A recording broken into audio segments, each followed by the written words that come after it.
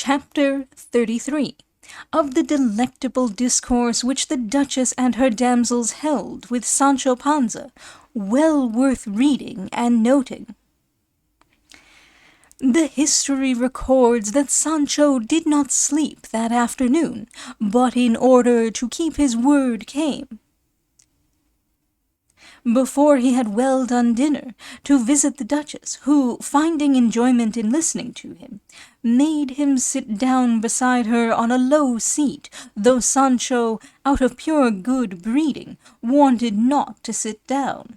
The Duchess, however, told him he was to sit down as governor and talk as squire, as in both respects he was worthy of even the chair of the Cid Ruy Diaz, the Campeador. Sancho shrugged his shoulders, obeyed, and sat down, and all the Duchess's damsels and duennas gathered round him, waiting in profound silence to hear what he would say. It was the Duchess, however, who spoke first, saying, "Now that we are alone, and that there is nobody here to overhear us, I should be glad if the Señor Governor would relieve me of certain doubts I have, rising out of the history of the one great Don Quixote that is now in print. One is, inasmuch as worthy Sancho never saw Dulcinea, I mean the Lady Dulcinea del Toboso, nor took Don Quixote's letter to her, for it was left in the memorandum book in the Sierra Morena.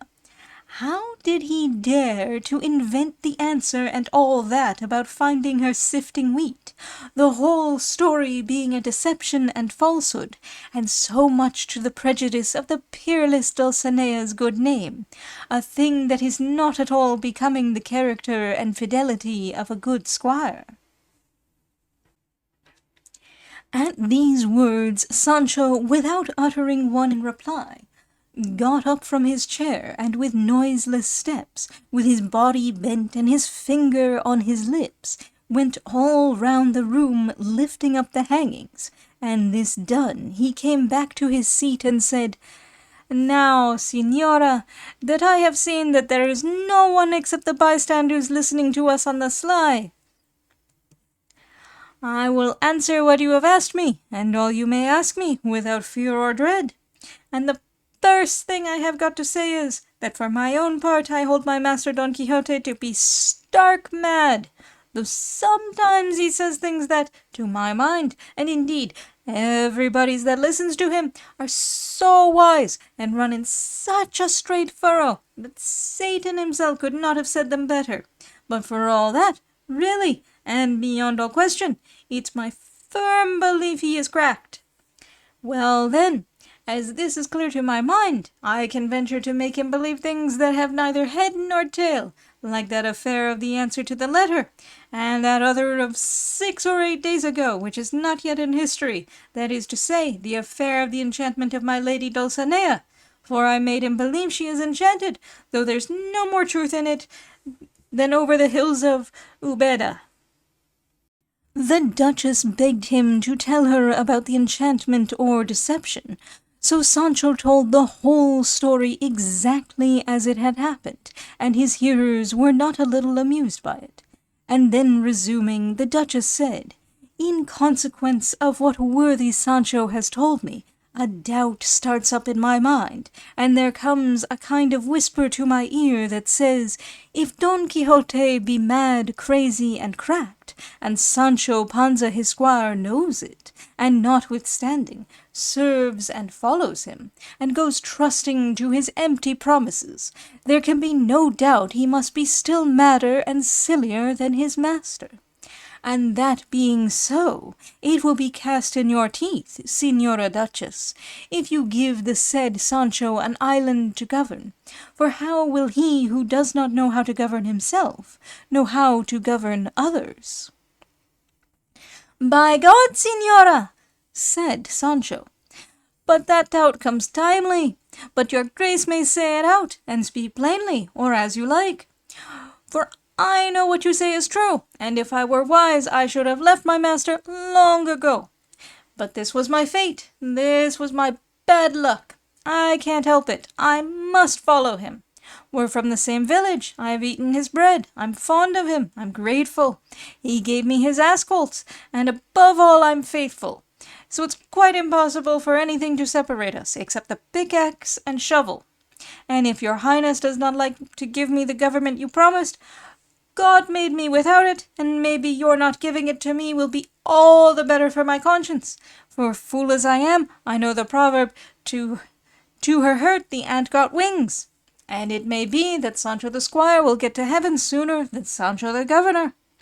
They make as good bread here as in France, and by night all cats are grey, and a hard case enough his, who hasn't broken his fast at 2 in the afternoon. And there is no stomach a hand's breadth bigger than another, and the same can be filled with straw or hay, as the saying is, and the little birds of the field have God for their purveyor and caterer, and 4 yards of Cuenca frieze keep one warmer than 4 of Segovia broadcloth, and when we quit this world and are put underground, the prince travels by as narrow a path as the journeyman. And the Pope's body does not take up more feet of earth than the sacristan's. For all that, the one is higher than the other. For when we go to our graves, we all pack ourselves up and make ourselves small, or rather they pack us up and make us small in spite of us, and then good night to us. And I say once more, if your ladyship does not like to give me the island because I'm a fool, like a wise man, I will take care to give myself no trouble about it. I have heard say that behind the cross there's the devil, and that all that glitters is not gold, and that from among the oxen, and the ploughs and the yokes, Wamba the husbandman was taken to be made king of Spain, and from among brocades and pleasures and riches, Roderick was taken to be devoured by adders, if the verses of the old ballads don't lie. To be sure they don't lie, exclaimed Doña Rodriguez, the duenna who was one of the listeners. Why, there's a ballad that says they put King Rodrigo alive into a tomb full of toads and adders and lizards, and that 2 days afterwards the king, in a plaintive, feeble voice, cried out from within the tomb, "They gnaw me now, they gnaw me now, there where I most did sin." And according to that, the gentleman has good reason to say he would rather be a labouring man than a king, if vermin are to eat him. The Duchess could not help laughing at the simplicity of her duenna, or wondering at the language and proverbs of Sancho, to whom she said, "Worthy Sancho knows very well that when once a knight has made a promise, he strives to keep it, though it should cost him his life. My lord and husband the duke, though not one of the errant sort, is none the less a knight for that reason, and will keep his word about the promised island, in spite of the envy and malice of the world. Let Sancho be of good cheer, for when he least expects it, he will find himself seated on the throne of his island and seat of dignity, and will take possession of his government, that he may discard it for another of three bordered brocade. The charge I give him is to be careful how he governs his vassals, bearing in mind that they are all loyal and well-born."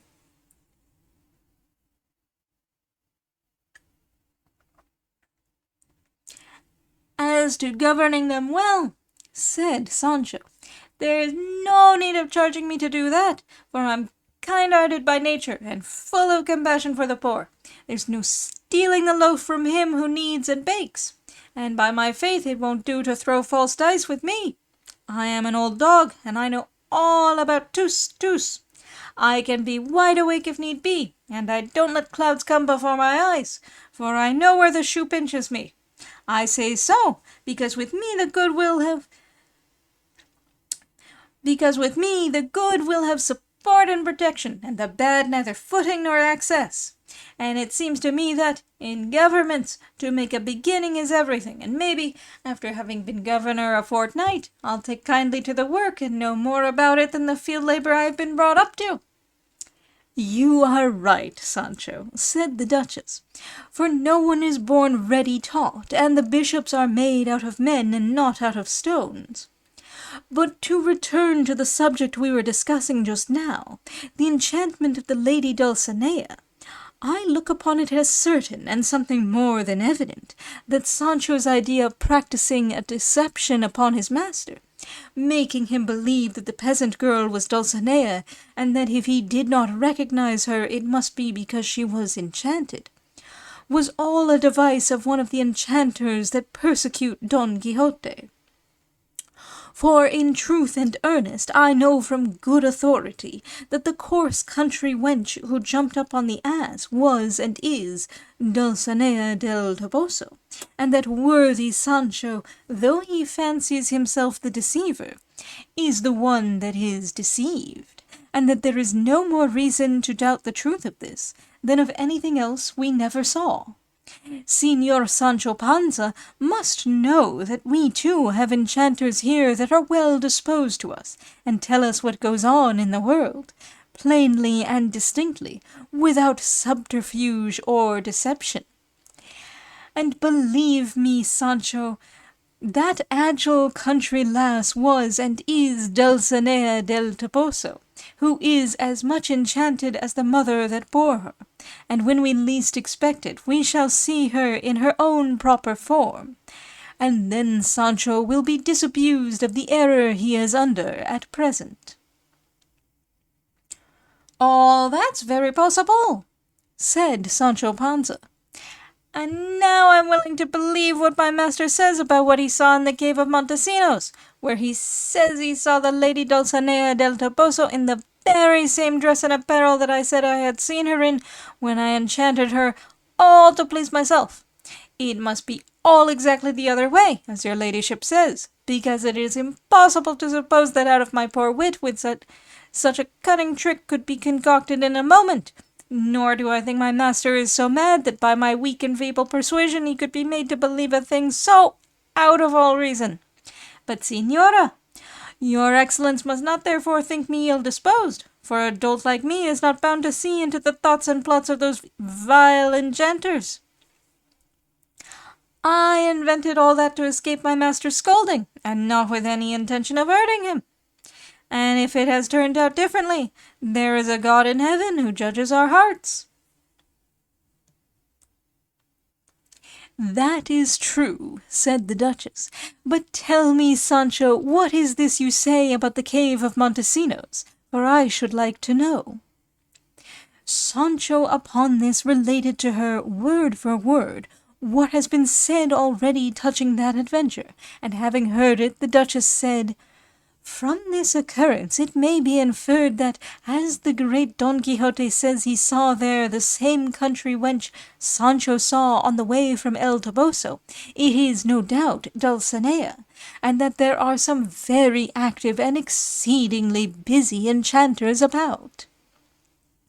"So I say," said Sancho, "and if my lady Dulcinea is enchanted, so much the worse for her. And I'm not going to pick a quarrel with my master's enemies, who seem to be many and spiteful.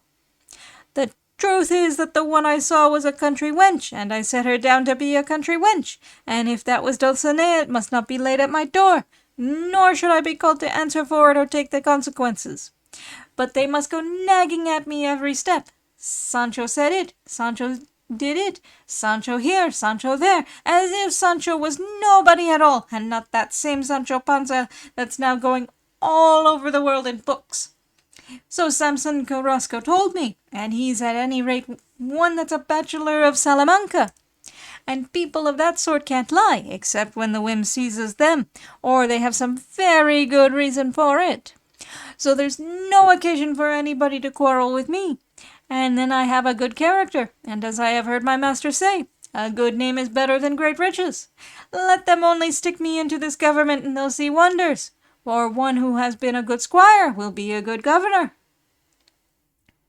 "All worthy Sancho's observations," said the Duchess, "are Cantonian sentences, or at any rate out of the very heart of Michael Verino himself, who Florentibus occidet anus. In fact, to speak in his own style, under a bad cloak there's often a good drinker. Indeed, Signora, said Sancho, I never yet drank out of wickedness. From thirst I have very lightly, for I have nothing of the hypocrite in me. I drink when I'm inclined, or, if I'm not inclined, when they offer it to me, so as not to look either straight-laced or ill-bred.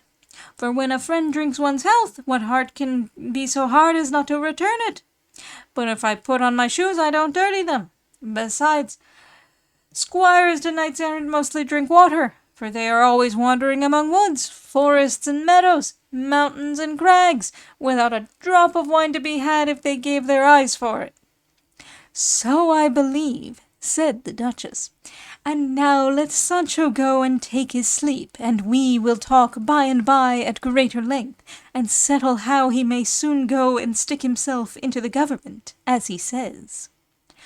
Sancho once more kissed the Duchess's hand, and entreated her to let good care be taken of his Dapple, for he was the light of his eyes. What is Dapple? Said the Duchess. My ass, said Sancho, which, not to mention him by that name, I'm accustomed to call Dapple. I begged this Lady Duenna here to take care of him when I came into the castle, and she got as angry as if I had said she was ugly or old, though it ought to be more natural and proper for duennas to feed asses than to ornament chambers.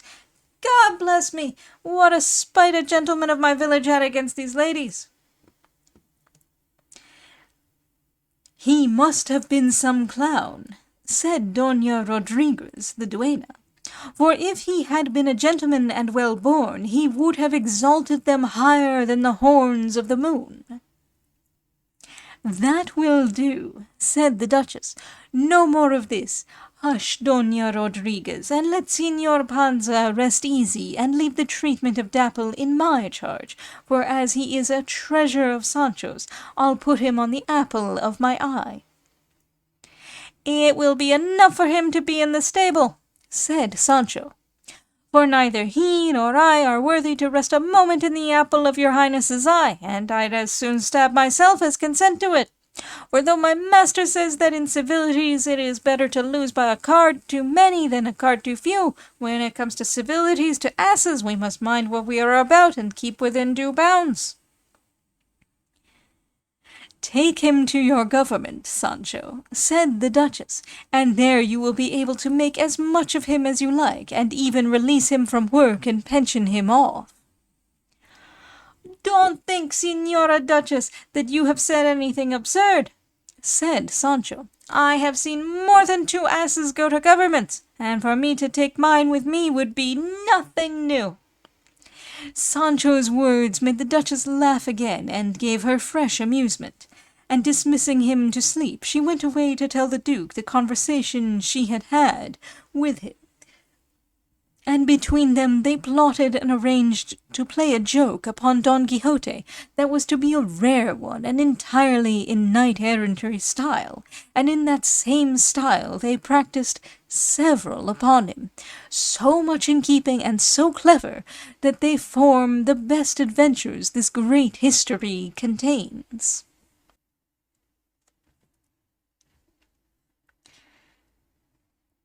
Cid Ruy Diaz the Campeador.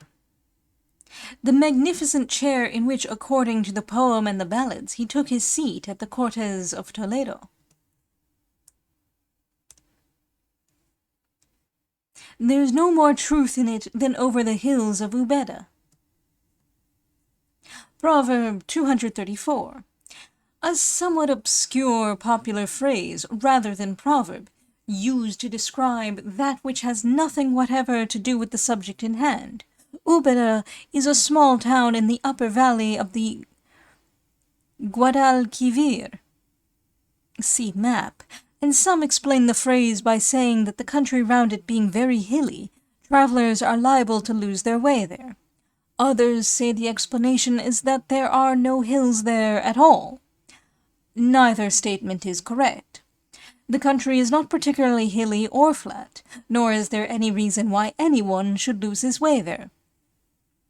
Gervaise's suggestion is more probable, that the words are the beginning of some old song or story, and are equivalent to saying that the remark made has as much to do with the question as the old song "Over the Hills," etc.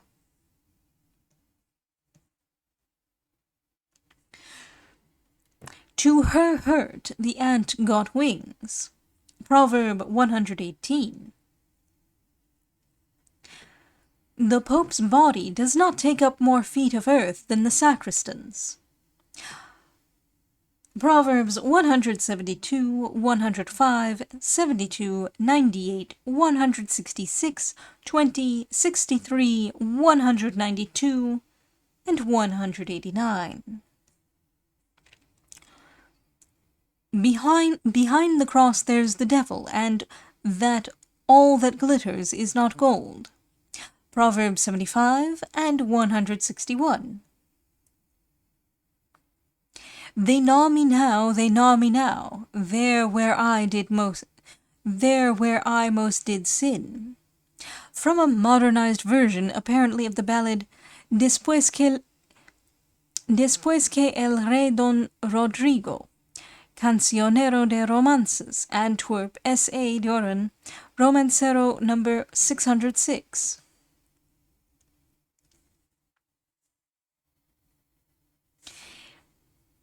Will take possession of his government, that he may discard it for another of 3-bordered brocade.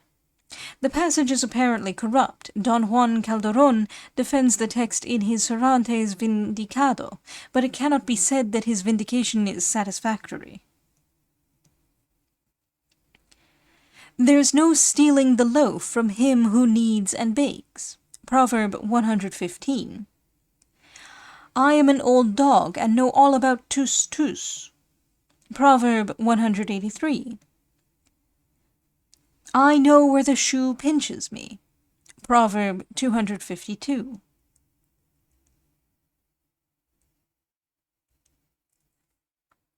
A good name is better than great riches. Proverb 156. Florentibus occidit annis. Cantonian sentences, i.e. in the style of Dionysius Cato. Michael Verino was the author of a book entitled De Puerorum Moribus Distica, somewhat in the style of Cato's Distica, and, like it, a well-known schoolbook at the time. The Latin quoted by the Duchess is from the epitaph on him by Politian. Under a bad cloak there's often a good drinker. Proverb 36. But if I put on my shoes, I don't dirty them. A popular way of describing drinking without getting drunk. It is better to lose by a card too many than a card too few. Proverb 39.